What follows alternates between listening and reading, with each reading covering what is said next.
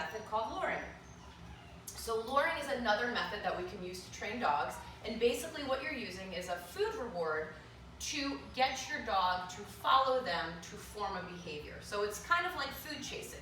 You're using food as a lure to guide your dog through whatever behavior you're trying to form. So we're gonna lure Bentley onto place and show you what that looks like. So what I'm gonna do initially is just kind of, again, allow Bentley to, this is the first time he's interacted with this cot. So I'm just gonna give him some time to interact with it, inspect it, those kinds of things. I'm not going right into, let's learn place. We're going to let our puppy get familiar with this new thing that we're introducing them to. So I'm gonna try and see how brave he is, and he might be just very brave to get on top. Good. Good job. And he gets off, totally okay. So again, I have my food in my hand, I have my clicker. I'm going to lure the puppy onto place. I'm gonna click because he's giving me 1 foot, and you can see he's a little timid, so I'm not going for the whole body here. We're doing it in stages. So I'm luring, see if we can't get him on a little, good job. Challenge him a little bit to get all the way on. Luring with the food, you can see he wants it. And this is why it's important to have a nice hungry puppy to work with, because their motivation to eat will help in this method. So get it a little closer to him. And again, I have the leash on him. I'm allowing him to come in and out, but what this is doing is not allowing him to leave the training situation, but I am allowing him to go in and out as he feels comfortable.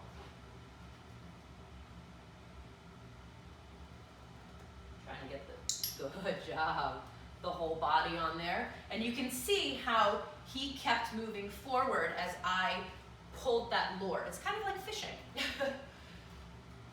Do it again. And eventually when your puppy gets really good at this, you phase out the lure, which means the puppy learns to follow your hand. Because we don't want this to turn into, hey, I need to see food before I do anything, which is what happens a lot of times with our puppies. When they turn into dogs, they've been so used to being lured through everything that unless you have that piece of food in your hand, they're like, I'm not gonna do it, show me your hand first. Like, show me what's in your hand first. So eventually, I'm gonna just try and challenge him. I got nothing in my hand, I'm gonna pretend like I do. I'm gonna have him follow my hand, and I'm gonna mark it, good boy. And then the food is gonna come out of my pocket. Okay, I'm gonna try it again with my hand.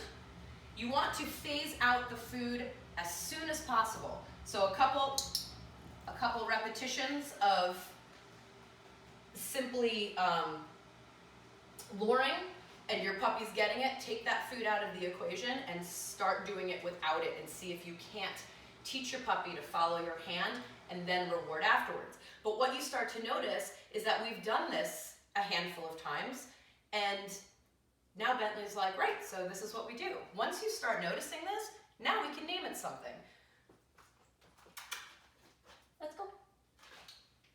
So now I'm gonna lure him off with a little leash guidance. Good job. All right, and we're gonna get him back on here. And since he's doing it, place, I'm gonna name it. So as the puppy does the behavior, we name it, and then eventually we can ask for it.